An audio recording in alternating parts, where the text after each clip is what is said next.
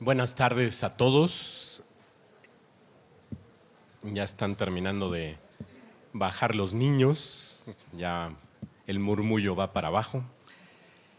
Acompáñenme por favor a orar para poner este mensaje, esta predicación en manos de nuestro Dios. Señor, te agradecemos que nos permites estar aquí reunidos para lo que es lo más importante en nuestras vidas, que es adorarte, y que no solo hacemos aquí en el lugar en el que nos reunimos, sino que lo hacemos todo el tiempo con nuestras vidas. Y tú nos preparas mediante la exposición de tu palabra, ya sea aquí en la predicación, en los estudios bíblicos, en nuestro estudio personal, para que vivamos para ti. Eso es lo que haces, porque una vez que nos has salvado, nos llevas a que vivamos vidas que te agraden, que den ejemplo, y que con ello también, al predicar el Evangelio, crean en ti las personas a quienes les hablemos. Te pedimos que en esta mañana entendamos el propósito de por qué en tu Escritura dejaste estos versículos, y te pedimos que los apliquemos correctamente en nuestras vidas, en el nombre de nuestro Señor Jesucristo. Amén. Bueno, pues como ustedes saben, estamos, y como nos decía el pastor Isaac, estamos avanzando en el libro de Lucas y estamos a punto de terminarlo.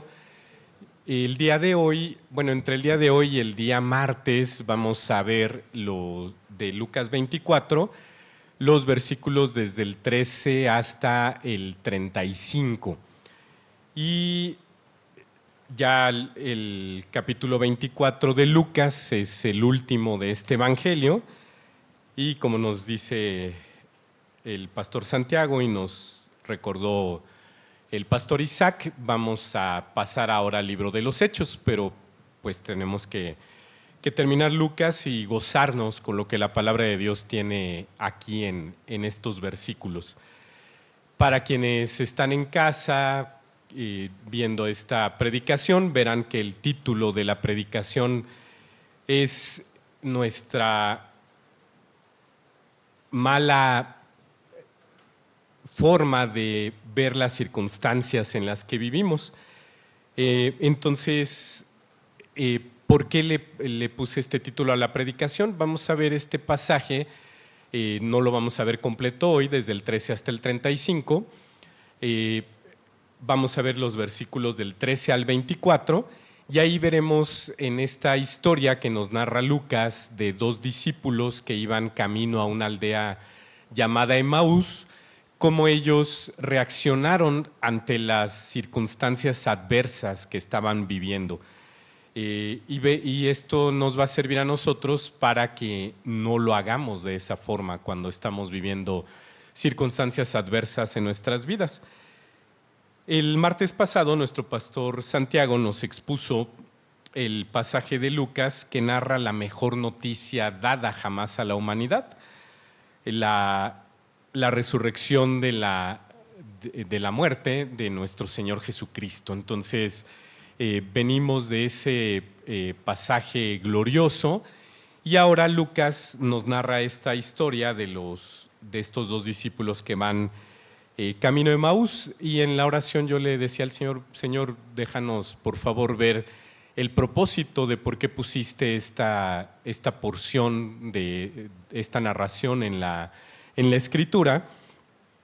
Y como les decía, vamos a ver esta reacción negativa que tuvieron estos dos discípulos en un inicio, pero luego viene la intervención del Señor Jesucristo resucitado, y después de eso viene una reacción positiva de parte de ellos.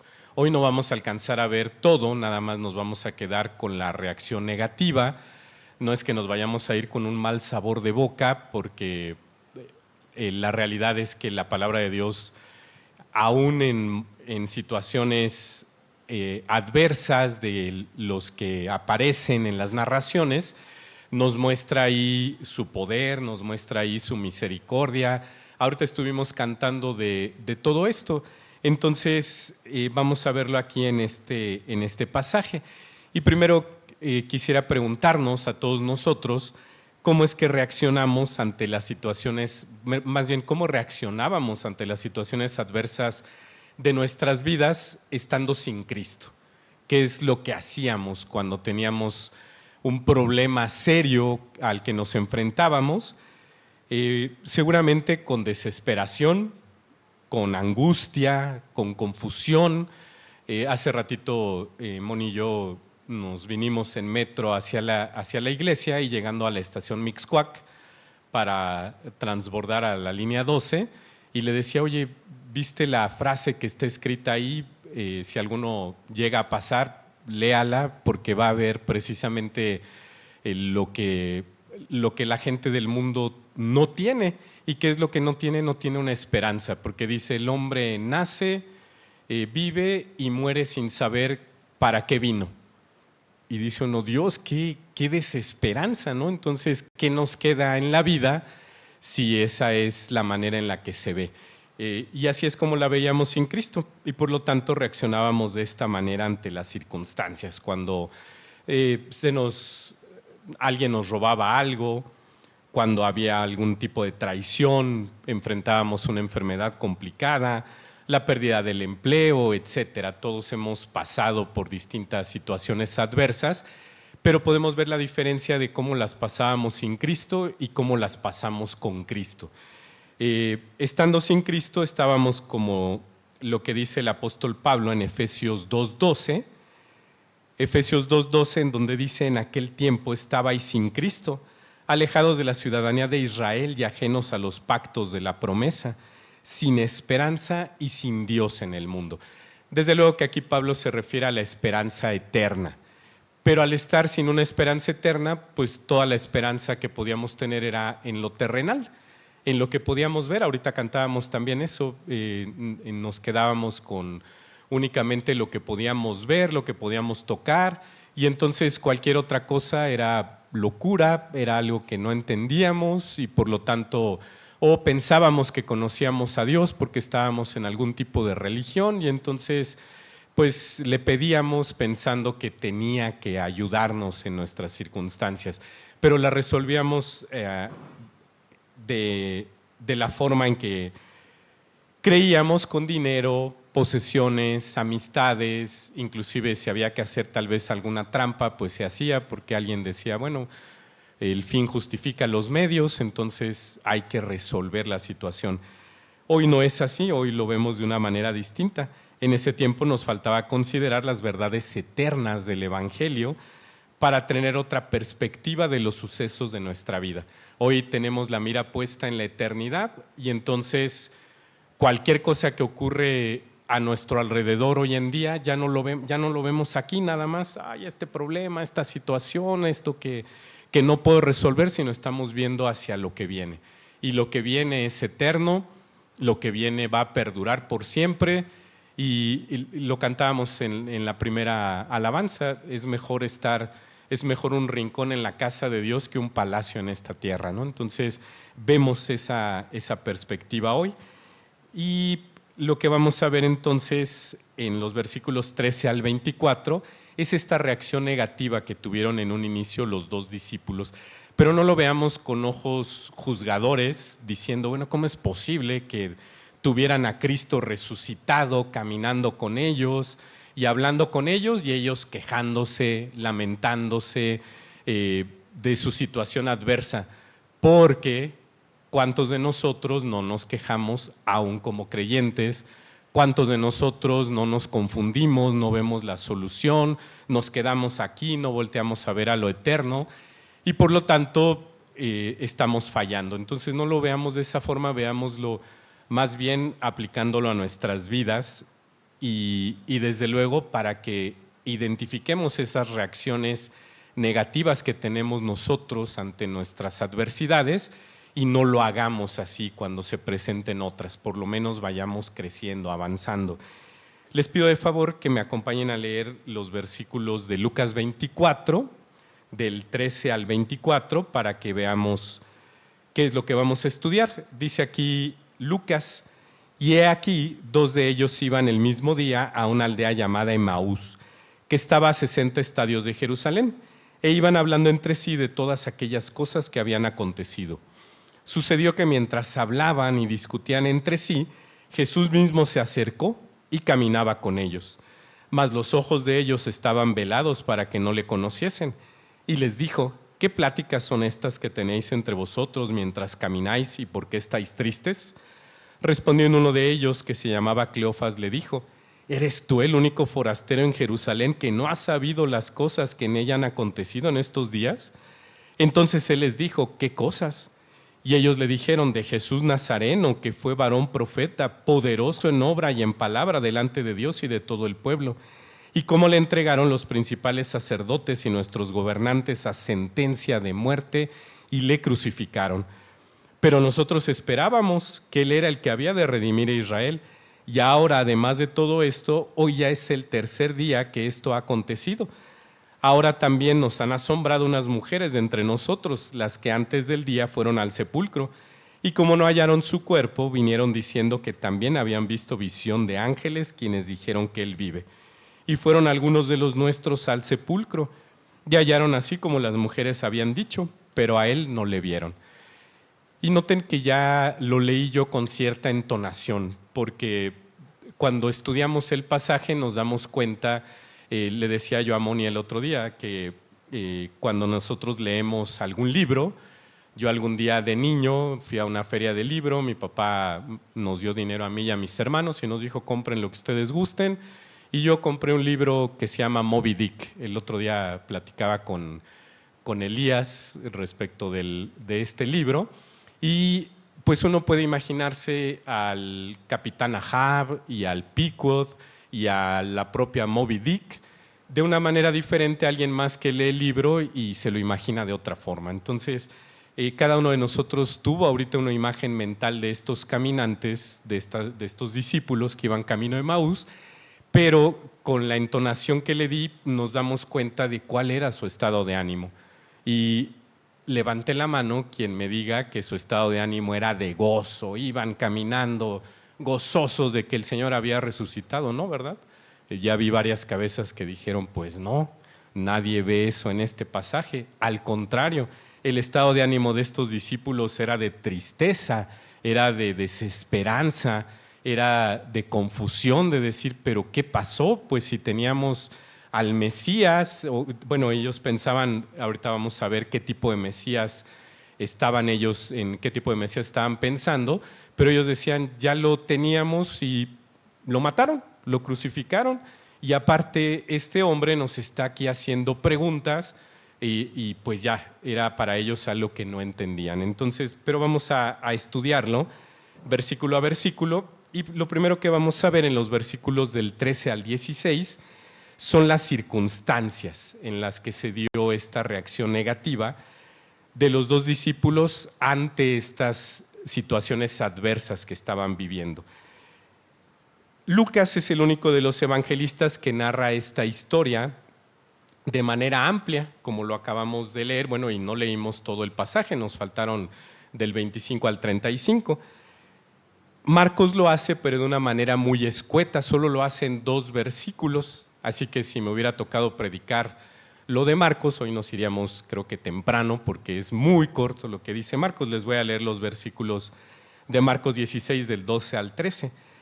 Pero después apareció en otra forma a 2 de ellos que iban de camino yendo al campo.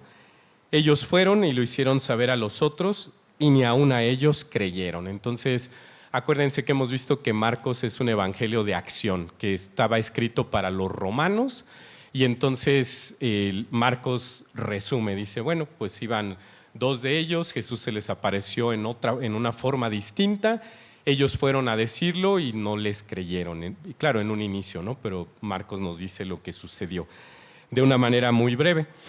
En cambio, Lucas hace una narración más larga.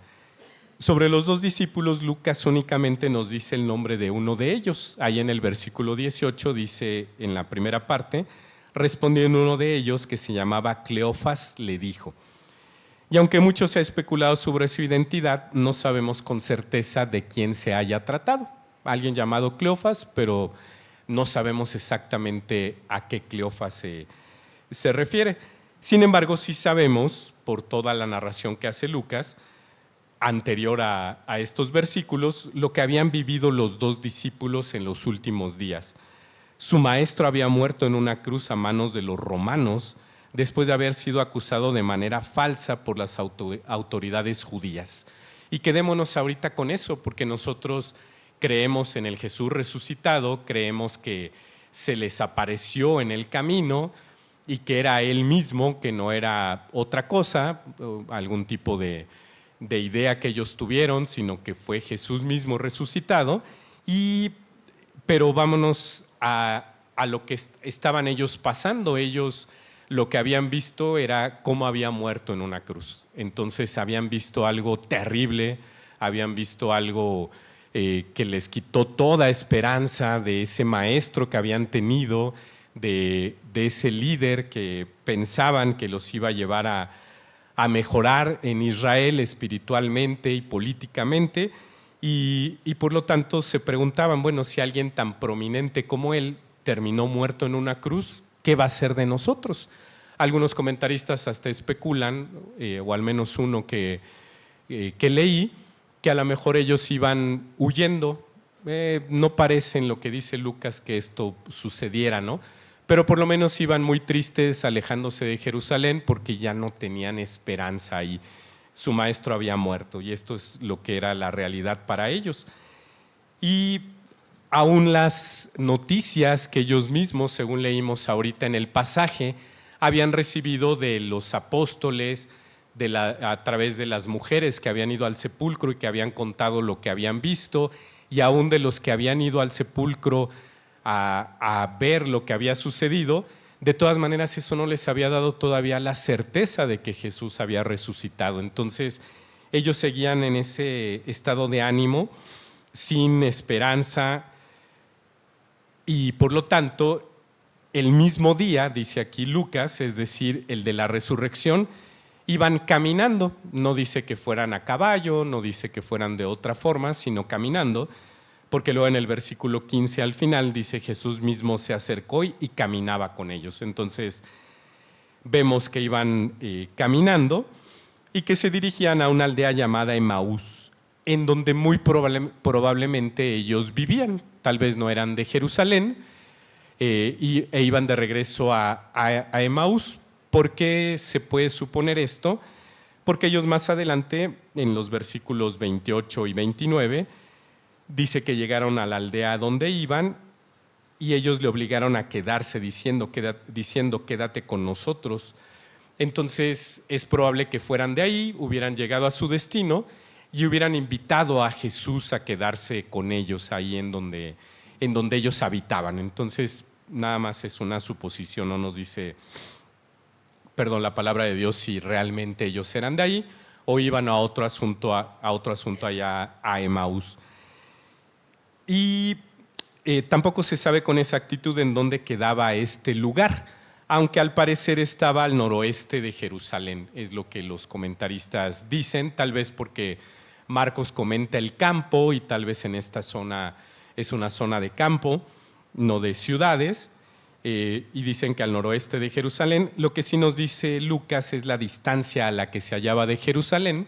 En la Biblia Reina Valera dice 60 estadios, y en la Biblia de las Américas ya nos da la distancia en una medida que nosotros conocemos, 11 kilómetros. Entonces, era una distancia muy razonable para caminarla en un mismo día. Así que, pues, estas eran parte de las circunstancias. Por la descripción que hace el autor del Evangelio de la escena completa de la aparición de Jesús resucitado a estos dos discípulos, percibimos con claridad que lo que hablaban entre ellos sobre todas aquellas cosas que habían acontecido, nos dice Lucas, lo hacían con tristeza, con asombro, con incertidumbre. Y les decía yo hace un rato, no los juzguemos. ¿Qué pasaría si ahorita mismo de pronto uno dice, bueno, es que ya sentí mi teléfono vibrar en 5 llamadas distintas, tal vez esto sea una urgencia, voy a pararme discretamente y voy a ver qué pasó? Y nos dan una noticia muy fuerte de un familiar que tuvo un accidente muy fuerte. Pues no es que vayamos a irnos muy tranquilos, con el gozo que tal vez teníamos aquí, vamos a estar preocupados.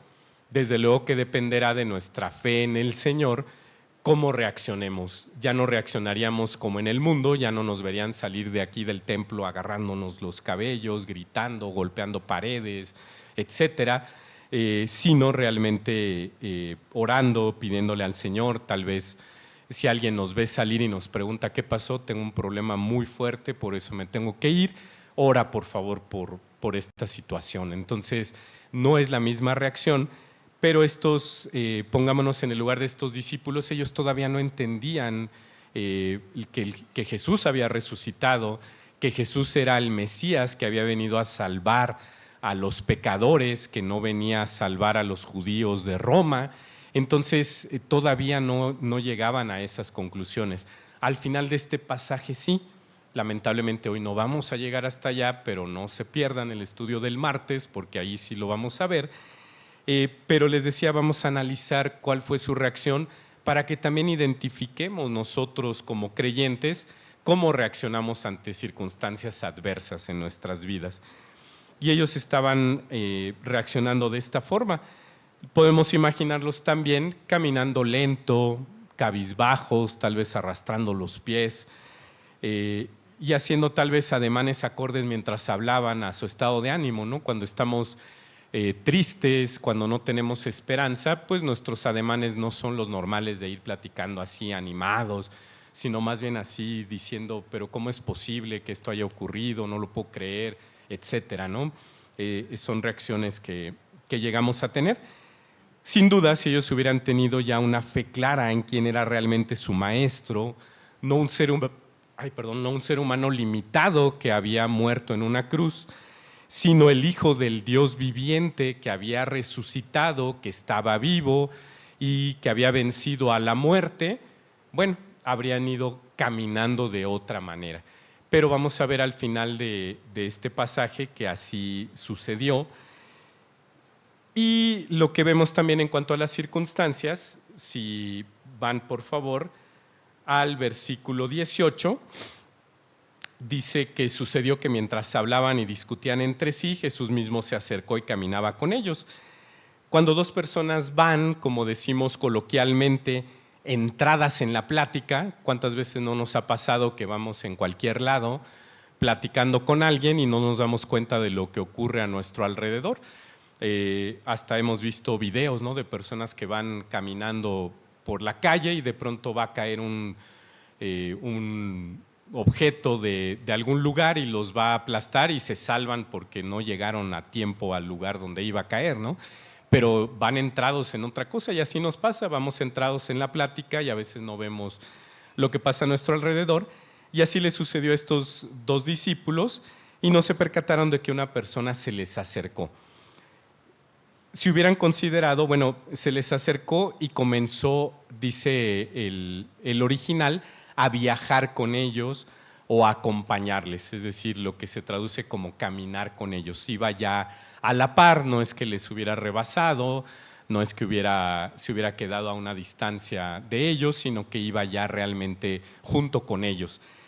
Si hubieran considerado que se trataba de una persona sospechosa o amenazante, ¿cuántas veces no se acerca a alguien en la calle y si vamos, aunque vamos platicando y los dos volteamos a vernos así con cara de, oye, hazte a un ladito, ¿no? Deja que pase esta persona. Ahorita que veníamos en el metro se subió una persona bastante extraña, haciendo ademanes bastante extraños, y pues nada más Moni y yo de reojo nos veíamos así con cara de a ver a qué hora nos paramos y nos vamos a unos asientos más allá, ¿no? Pues eso es lo normal. Sin embargo, los dos discípulos no vieron un peligro, sino todo lo contrario, percibieron que era alguien confiable y amigable. Por lo tanto, lo dejaron acercarse y caminó con ellos, viajó con ellos, les acompañó. Sin embargo, nos dice en el versículo 19, mas los ojos de ellos estaban velados para que no le conociesen. Este verbo conociesen significa reconocer, apreciar, entender. Como cuando nosotros vemos el rostro de alguien y ya decimos, ya sé quién es. Ahorita que yo estoy viendo los rostros de todos ustedes, bueno, a la mayoría les conozco y a los que están de visita, bueno, ya se presentaron hace un rato, ya les empezamos a conocer. Y si regresaran, pues ya les reconoceríamos, por eso hablamos de reconocer. porque es volver a conocer, volver a ver a alguien. Sin embargo, ellos no le reconocieron porque dice tanto en la Biblia Reina Valera como en la Biblia de las Américas, sus ojos estaban velados. Nos da la idea de que tenía un velo. Sin embargo, es una buena traducción en ambas Biblias, nada más que el verbo original, se lo voy a decir a ustedes en el griego porque suena al español, es el verbo krateo, como en democracia. Termina la parte que nosotros transliteramos como cracia, viene de krateo, de poder. ¿Y qué quiere decir democracia? Demos pueblo, kratos poder, el poder del pueblo, el pueblo manda. Entonces, eso es una democracia. Y aquí lo que dice el verbo que se utiliza para decir que sus ojos estaban velados es que había un poder, había un control, estaban siendo controlados sus ojos para que no reconociesen a Jesús. Eso no lo entendemos nosotros, porque si yo ahorita volteo a ver a Arturo, pues por más que alguien me dijera, por más que Saraí me dijera, no es Arturo el que está aquí junto a mí, yo diría, bueno, Saraí, pues no sé qué pase, ¿no? Porque yo estoy viendo a Arturo. No sabemos de qué forma lo hizo el Señor. Vamos a hacer una suposición, pero obviamente basada en la palabra de Dios. ¿Qué es lo que dice Marcos 16:12? Pero después apareció en otra forma, dice la Biblia de las Américas, en una forma distinta a dos de ellos que iban de camino yendo al campo. Entonces, podemos suponer, y con mucho cuidado, por supuesto, que el Señor estaba tal vez controlando los ojos de los discípulos, presentándoles a Jesús de una forma distinta a como le conocían. Porque definitivamente nos pasa cuando dejamos de ver a alguien mucho tiempo, ¿no? A lo mejor se nos acerca muy familiar, ¿cómo estás? Y uno dice, sí, bien, ¿y tú? No, pues bien, pero no sabemos en un inicio quién es, ¿no? Pero se nos hace familiar y uno está así repasando mentalmente, ¿no? Sus archivos, ¿quién es? ¿De dónde? De la escuela, del trabajo, de familia, ¿no? ¿De quién es, no? Se nos hace familiar, pero no le reconocemos porque tal vez ha pasado mucho tiempo, ha cambiado, etcétera. Hasta que tal vez lo logramos o de plano tenemos que preguntarle, oye, perdón, ¿quién eres? ¿No? En el caso de los discípulos, por acción del Señor, porque eso sí lo vemos claramente, era el poder de Dios obrando en sus ojos, tal vez dándole una forma distinta a Jesús. No le reconocieron aunque habían pasado unos días, no es que hubieran pasado años y Jesús hubiese cambiado físicamente y ya no le reconocieran, sino era el poder de Dios obrando de esta manera. Y por supuesto con un propósito. Y el propósito lo vemos con mucha claridad, era para que Jesús mismo, sin que ellos le reconocieran, pudiera hablar con ellos y ellos pudieran sacar lo que había en su interior. Lamentablemente en un inicio, lamentos, quejas, pero ¿qué es lo que pasa con nosotros? Pregunto, ¿cómo son nuestras conversaciones cuando enfrentamos circunstancias adversas en nuestras vidas? Cuando alguien nos pregunta, oye, ¿y cómo va esta situación? Oye, ¿qué pasó con este problema que estás enfrentando? ¿Buscamos el cumplimiento de la voluntad de Dios o hacemos lo posible para que la nuestra suceda? Es decir, las pláticas de estos discípulos eran de quejas porque no se había dado lo que ellos pensaban que iba a suceder. ¿Qué pasa con nuestras conversaciones ante los problemas? Hablamos de eso, es que esto no ocurrió, yo pensé que iba a pasar y por qué, etcétera, ¿no? ¿Somos pacientes mientras que vivimos problemas o queremos soluciones rápidas a todos nuestros problemas? Ya pasó esto, no, Señor, por favor, ¿quieres que te sirva? ¿Quieres que venga a servir en la alabanza, en el audio y el video, en la mesa de hospitalidad con una sonrisa? Y traigo este problema, ayúdame, mira, que llegue al viernes y así ya para el domingo estoy bien sonriente, bien amable con los hermanos. Desde luego que no dependemos de las circunstancias, pero muchas veces nos dejamos dominar por ellas. Y entonces, ¿qué pasaría si pudieran ver nuestras reacciones aquí en la pantalla? Cuando enfrentamos un problema en nuestro hogar, ¿cómo reaccionamos? ¿Qué ademanes hacemos como los de los discípulos? cómo es nuestro estado de ánimo, cómo caminamos, cómo nos movemos, cómo hablamos. Entonces, por eso les decía, no los juzguemos, porque digamos, ay, tenían a Jesús resucitado y ni siquiera le reconocieron y aparte se iban quejando con él en lugar de alabarle, de glorificarle. Eso es lo que hacemos nosotros siempre que tenemos un problema, siempre tenemos victoria de principio a fin en nuestras pruebas. Entonces, veamos que nuestra meta debe ser lo que el autor de Hebreos, acompáñenme por favor a Hebreos, para que veamos lo que dice el autor en el capítulo 10, versículos 32 al 36. Hebreos 10 del 32 al 36. A veces los problemas que nosotros enfrentamos son muy pequeños comparados con los de otros, comparados con los que aparecen en la Biblia. Vean lo que estaban enfrentando los hebreos y cómo lo enfrentaron. Dice aquí el autor, pero traed a la memoria los días pasados, en los cuales, después de haber sido iluminados, sostuvisteis gran combate de padecimientos. Por una parte, ciertamente con vituperios y tribulaciones fuisteis hechos espectáculo, y por otra, llegasteis a ser compañeros de los que estaban en una situación semejante, porque de los presos también os compadecisteis, y el despojo de vuestros bienes sufristeis con gozo, sabiendo que tenéis en vosotros una mejor y perdurable herencia en los cielos. No perdáis pues vuestra confianza, que tiene grande galardón, porque os es necesaria la paciencia, para que habiendo hecho la voluntad de Dios, obtengáis la promesa. Así como les decía que ahí en el Metro Mixcoac está esta frase, ¿por qué no ponemos estos versículos ahí en nuestra casa? Para que cuando enfrentemos una situación veamos si la estamos enfrentando como describe aquí el autor de Hebreos y ver que no estamos enfrentando situaciones tan adversas como las que él aquí describe y por lo tanto no tenemos por qué quejarnos como lo hacemos, desesperarnos como a veces lo hacemos, y lo digo por mí mismo. Entonces, cuando el Señor quiere algo de nosotros, nos pone a vivir circunstancias adversas.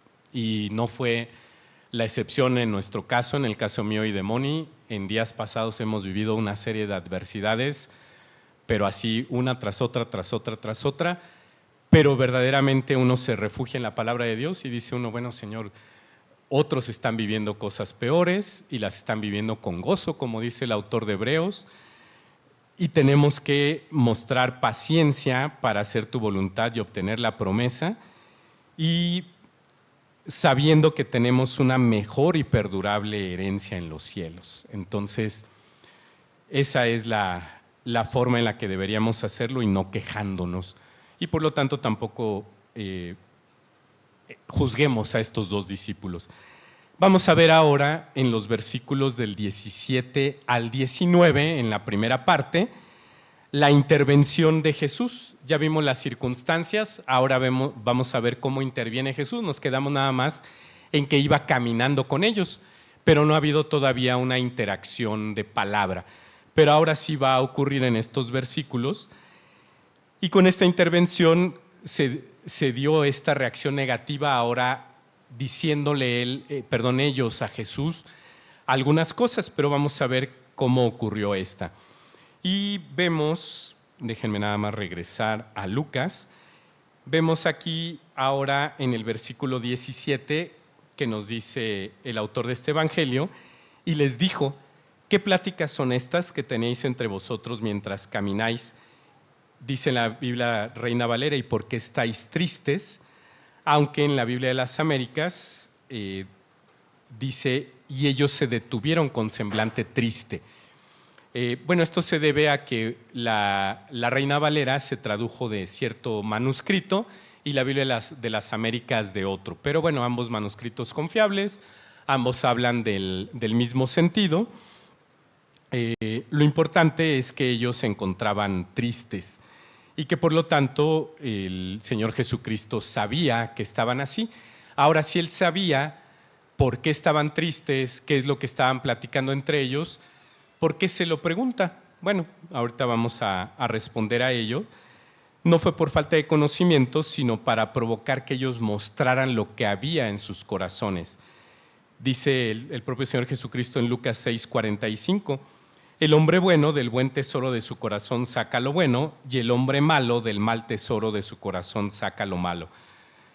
Porque de la abundancia del corazón habla la boca. Entonces, no es que aquí los discípulos tuvieran un corazón malo y sacaran cosas malas. Nosotros como creyentes, a veces de nuestra boca nos salen cosas buenas, y me refiero a que sale de nuestra boca queja, falta de contentamiento, dudas, etcétera, ¿no? Entonces, no es que esté diciendo eso, sino nada más que de la abundancia del corazón habla la boca. ¿Y qué es lo que abundaba en su corazón en ese momento? Tristeza, desconsuelo, y por lo tanto el Señor Jesucristo quería escucharles a ellos directamente decirlo. También cuando nosotros lo decimos, nos empezamos a dar cuenta de lo que hay en nuestro interior. Cuando alguien nos pregunta, ¿cómo estás? Y de inicio, bien. ¿Todo bien? Sí. Pero basta que nos rasquen un poquito, oye, ¿y tal situación? No, pues no tan bien, déjame te cuento, etcétera, ¿no? Entonces, eso es lo que hizo el Señor Jesucristo, con todo respeto, rascarles así un poquito para que ellos mismos sacaran lo que había en su interior.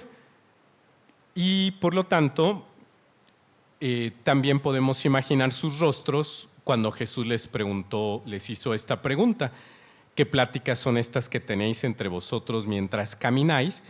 Y ellos se detuvieron con semblante triste, como dice la Biblia de las Américas. Y no solamente sabemos que cuando estamos muy apesadumbrados, no es nada más que nos pregunten algo así, digamos, pues esto o aquello, sino que a veces hasta decimos, y sobre todo por lo que le dicen después, eres tú el único forastero en Jerusalén que no sabe. Entonces no fue nada más así una reacción de, bueno, te vamos a contar lo que está pasando, sino que algún día una de nuestras alumnas, pues somos maestros, y entonces le dijo a Moni una frase que nosotros no habíamos escuchado. Le dice, Miss, vengo a acusar a tal niña. Y le dice Moni, ¿por qué? Es que me hizo ojos de huevo. Oye, ¿cómo es eso de ojos de huevo? Y ya le enseñó, mira así, Miss, viendo hacia arriba, ¿no? Porque se ponen en blanco. Entonces, igual con todo respeto a nuestro Señor, probablemente los discípulos, sin saber quién era, le hicieron ojos de huevo así de, ¿en serio? ¿No? ¿En serio nos estás preguntando esto? ¿Que no sabes lo que pasó? Etcétera. Entonces, y la pregunta otra vez para nosotros, ¿cómo reaccionamos cuando tenemos un problema y alguien nos pregunta? A lo mejor hasta le hacemos cara igual, ¿no? Y no se diga en cuanto a los ademanes, así de decir, ¿en serio me estás preguntando esto? Bueno, eso fue lo que hicieron los discípulos y lamentablemente a veces hacemos nosotros. Y les decía, vean el tono de la respuesta de Cleofas. Dice ahí en el versículo 18, respondiendo uno de ellos que se llamaba Cleofas, le dijo, ¿eres tú el único forastero en Jerusalén que no ha sabido las cosas que en ella han acontecido en estos días? Y aquí vemos de manera más clara entonces el estado de ánimo en el que se encontraban estos discípulos. ¿A poco no luego esta respuesta nos suena a que Jesús les rascó tantito y lo que salió fue mucha sensibilidad de parte de ellos, ¿no? Es como si nos preguntaran a alguien que sabe que acaba de morir un familiar muy cercano y nos dice, ¿por qué estás triste? Y dice uno, ¿pero por qué me preguntas eso? ¿No? Digo, la respuesta es obvia. Y que uno le dijera, eres tú el único en toda la iglesia que no se enteró, que si lo pusieron en el chat y se supo y no supiste que falleció mi familiar. Bueno, de esa manera le estaba diciendo Cleofas a Jesús, dando esta respuesta. También es parecido a cuando ocurre un evento fuerte, por ejemplo, un terremoto en la Ciudad de México. Aunque alguien no lo haya sentido, se entera, ¿no? Porque otros le dicen, le preguntan, etcétera. E imagínense que pasados unos días, alguien que había estado en la Ciudad de México diga, oye, pero ¿por qué todo el mundo está tan agitado ahora que sonó la alerta sísmica? Oye, que eres el único que no sabe que hace unos días hubo un terremoto aquí en la ciudad. Es esa la manera en la que este hombre le respondió al Señor. Y no solamente podemos pensar que eran ellos dos los que estaban en este estado de ánimo, yo creo que muchos de los discípulos estaban de la misma forma. Su maestro había muerto, todavía no tenían una esperanza cierta de su resurrección.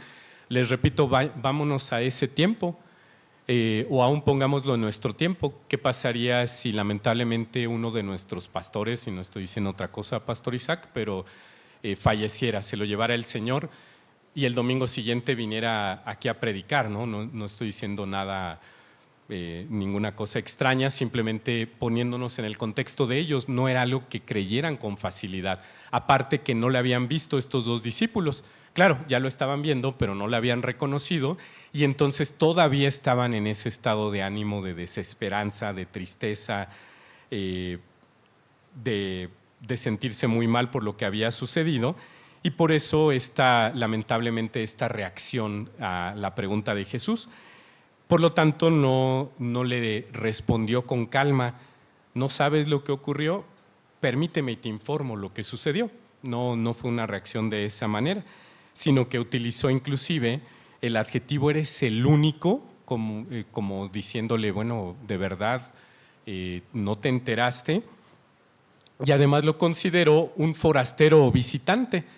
¿Por qué? Porque a lo mejor alguien que hubiera llegado de visita a Jerusalén, que nunca hubiera oído de Jesús, de Nazaret, pues habría sabido tal vez que murieron 3 personas el viernes anterior, crucificadas, pero pues no hubiera sabido ni quiénes eran, ¿no? Es como si nosotros fuéramos ahorita a Culiacán, donde lamentablemente están pasando cosas, y nos dijeran, murió tal persona, alguien prominente en la ciudad, pero que nosotros no supiéramos quién es, y nos dijeran, bueno, eres el único que ha estado aquí en la ciudad y no te enteraste. Bueno, pues sí oí que murió alguien, pero pues no sabía quién era, ¿no? Entonces ellos, Cleofas pensaba que por lo tanto era un visitante, no alguien que había estado en Jerusalén todo este tiempo.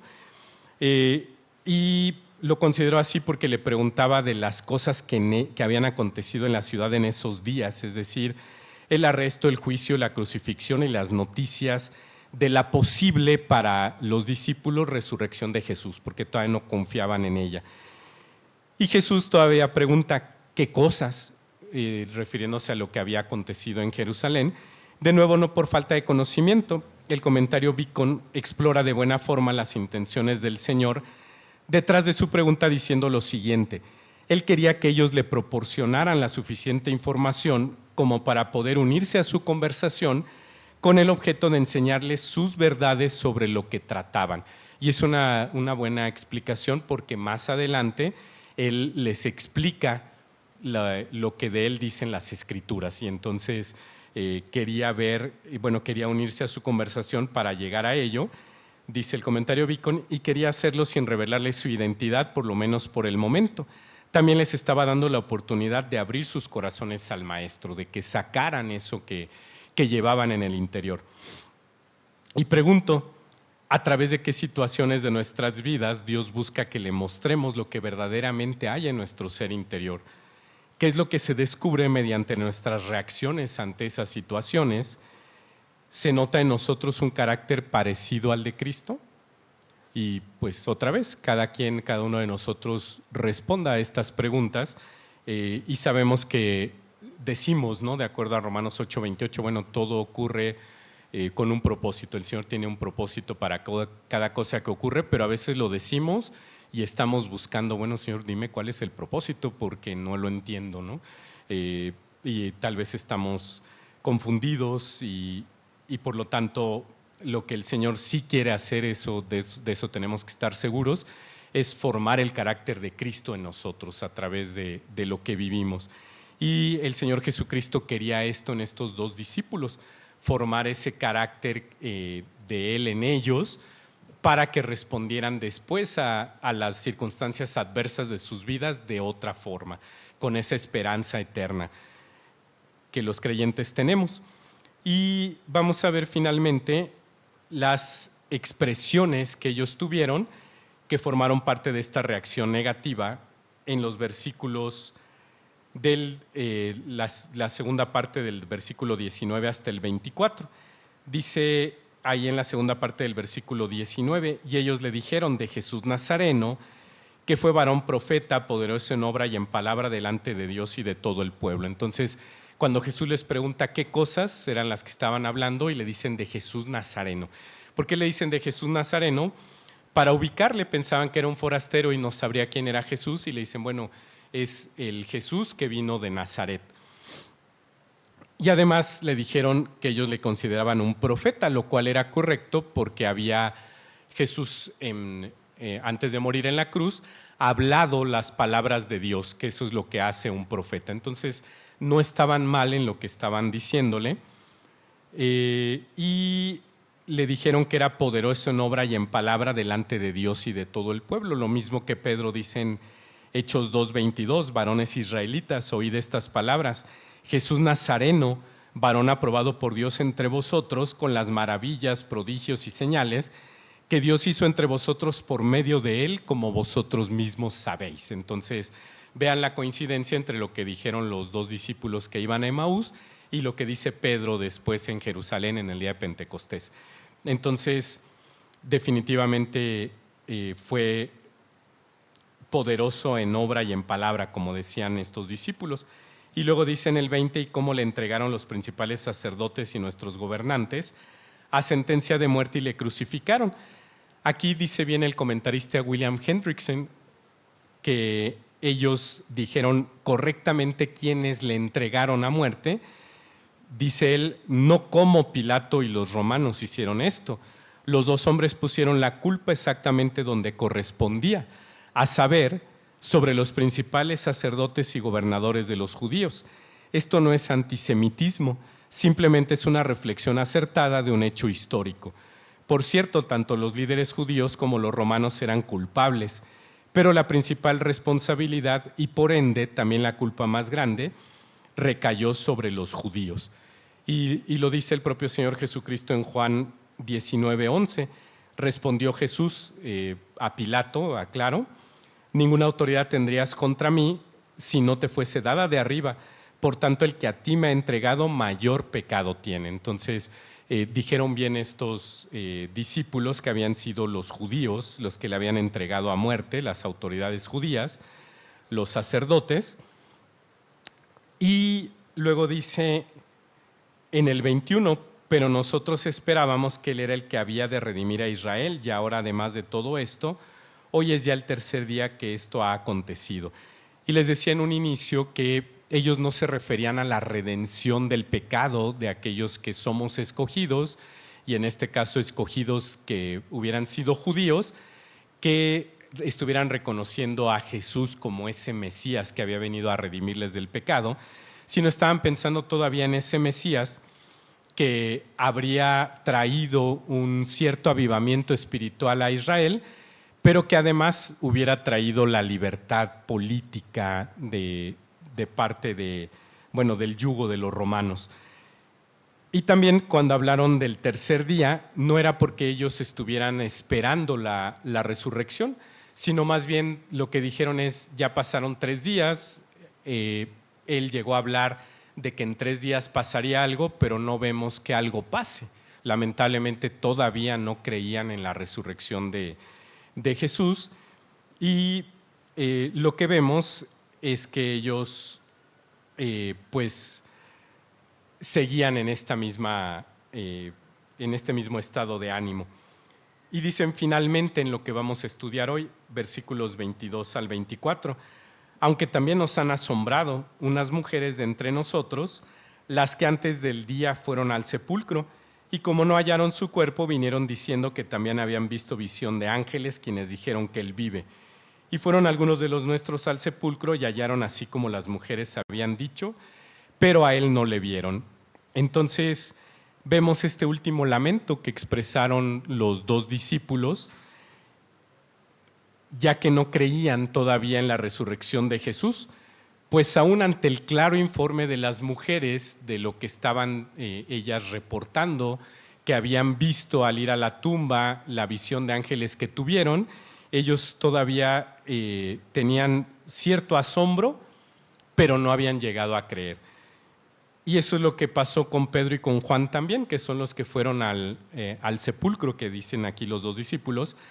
Sabemos por el propio Evangelio de Lucas que menciona a Pedro, y Juan que menciona que él también estuvo ahí. Pero vemos que aun cuando Pedro y Juan fueron allá, no vieron a Jesús, reportaron esto y seguía siendo el estado de ánimo entre los discípulos de desconcierto, tristeza e incredulidad. Entonces, lamentablemente todavía no creían en la resurrección. Con todo esto que estamos viendo, los dos discípulos le mostraron directamente a Jesús, porque él les preguntó, ellos le respondieron, que su conocimiento de él era correcto, porque todo lo que dijeron de él fue correcto, era poderoso en palabra y en obra, era,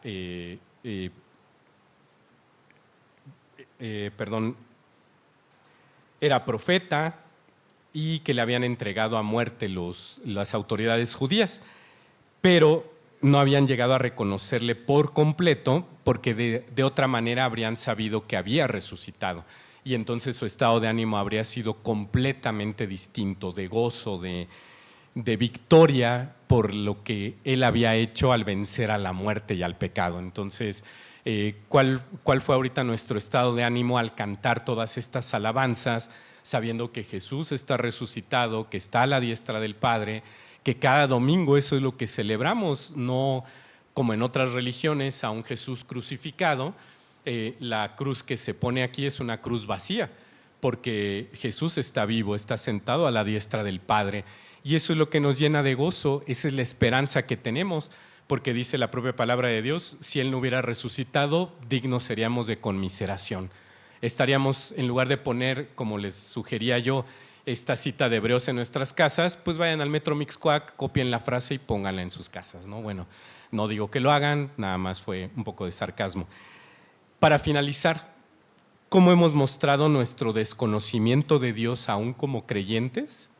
¿Y por qué digo esto? Porque si nuestras reacciones no son de gozo ante las tribulaciones, si no son de interés espiritual ante lo que vivimos, si no somos ejemplo cuando estamos pasando algún problema, sino más bien ejemplo de, uy, mejor no hagas eso porque ve cómo reacciona este hermano, esta hermana ante las circunstancias, pues no estamos reconociendo realmente al Dios vivo y verdadero, a Jesús resucitado, no estamos teniendo nuestra esperanza en la gloria eterna. Otra pregunta, ¿tenemos firme nuestra fe en ciertas partes de la Escritura, pero en otras no? Es decir, en lo que tiene que ver con el gozo, con la salvación, estamos así en ese estado de ánimo, pero cuando se trata de los problemas cambia nuestro estado de ánimo. No digo que no nos preocupemos, que no suframos, pero caemos en desesperación, caemos en confusión, queremos resolver los problemas con los medios materiales en lugar de decir, Señor, ¿qué quieres que yo haga? Y tú dime lo que yo debo hacer, y si tengo que sufrir una pérdida material, que se sufra. Si tengo que hacer esto porque es lo correcto y me va a costar, lo voy a hacer, no voy a flaquear. Pero sabemos que flaqueamos, por algo el Señor nos lo está recordando en esta mañana, y les digo, al primero que lo hizo fue conmigo, y veo la cara de Moni, y Moni sabe que es para los dos, y mejor no la volteo a ver porque si no, no termino la predicación. Última pregunta ya para irnos. ¿Entendemos con claridad el plan del Señor para la humanidad y para nuestras propias vidas? Y la única forma de hacerlo es que sigamos estudiando la palabra de Dios, que sigamos aplicándola en nuestras vidas.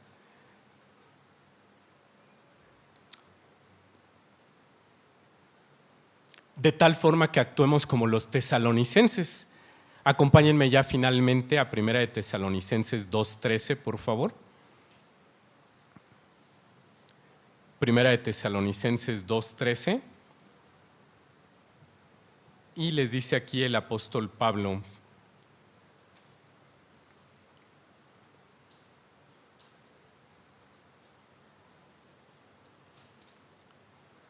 por lo cual también nosotros sin cesar damos gracias a Dios, de que cuando recibisteis la palabra de Dios que oísteis de nosotros, la recibisteis no como palabra de hombres, sino según es en verdad la palabra de Dios, la cual actúa en vosotros los creyentes.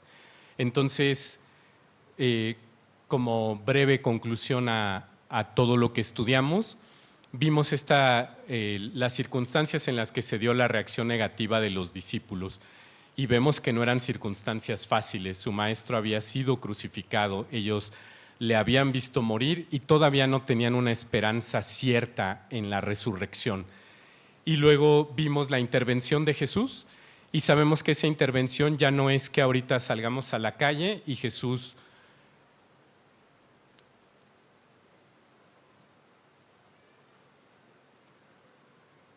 físicamente camine con nosotros, pero sí lo hace espiritualmente, nos acompaña y nos hace estas preguntas. ¿Qué cosas son las que te hacen estar triste? ¿Y por qué lo hace? No lo hace para poner el dedo en la llaga, lo hace para ver cuál es nuestra respuesta. Y nuestra respuesta debe ser la que vimos en los hebreos, la que vimos en los tesalonicenses, confiar en la palabra de Dios. Y les repito, lo digo en carne propia, lo estoy viviendo, lo estamos viviendo, pero solamente el Señor a través de su palabra es el que nos fortalece. No camina con nosotros físicamente, pero sí lo hace, puso a su espíritu a morar en nosotros. ¿Qué más queremos? Entonces, tenemos su espíritu, tenemos su palabra, tenemos la esperanza eterna de la resurrección y los discípulos inicialmente no reaccionaron bien, como nosotros a veces no lo hacemos ante las circunstancias. Reprobamos en un inicio la prueba, pero tenemos la esperanza de que Dios nos ayude para pasar la prueba como debemos. Y vamos a ver el martes cómo es que estos discípulos finalmente llegaron a ello. Y bueno, vamos a orar para terminar esta predicación. Señor, gracias porque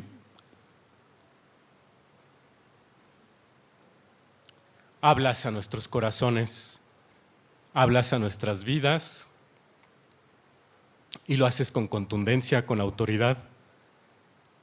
Y creemos en ti, no creemos en las circunstancias humanas, en nuestras fuerzas, en nuestras capacidades, sino en lo que tú quieres de nosotros y quieres formar el carácter de Cristo en nosotros. Y también a veces vemos los problemas muy grandes cuando otros tienen problemas todavía más grandes que los nuestros, así que ayúdanos a ver en cualquier situación de nuestras vidas que tú estás presente, que tú tienes control de las circunstancias, que tienes un propósito y que no son cosas que repetimos como algo que nos han enseñado hombres, sino porque está en tu palabra.